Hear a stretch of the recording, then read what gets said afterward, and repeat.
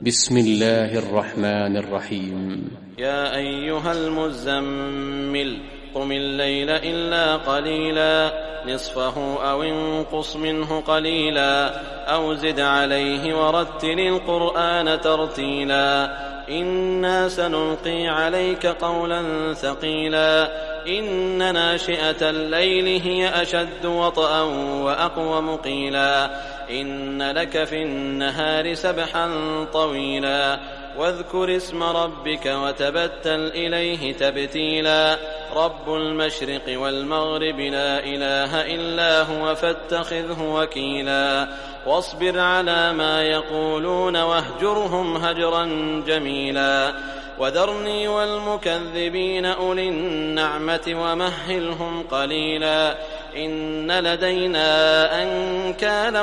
وجحيما وطعاما ذا غصة وعذابا أليما يوم ترجف الأرض والجبال وكانت الجبال كثيبا مهيلا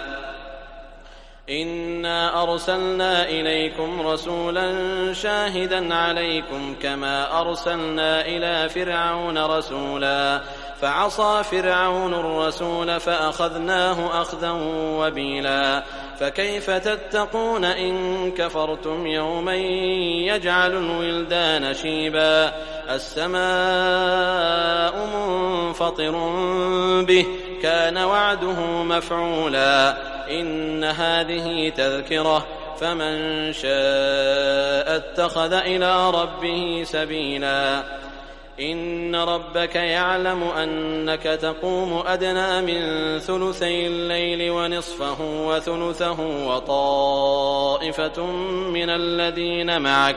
والله يقدر الليل والنهار علم أن لن تحصوه فتاب عليكم فاقرؤوا ما تيسر من القرآن علم أن سيكون منكم مرضى وآخرون يضربون في الأرض يبتغون من فضل الله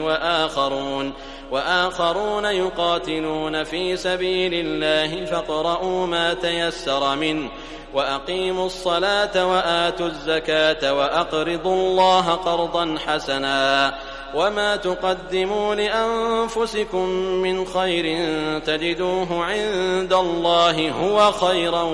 وأعظم أجرا واستغفروا الله إن الله غفور رحيم.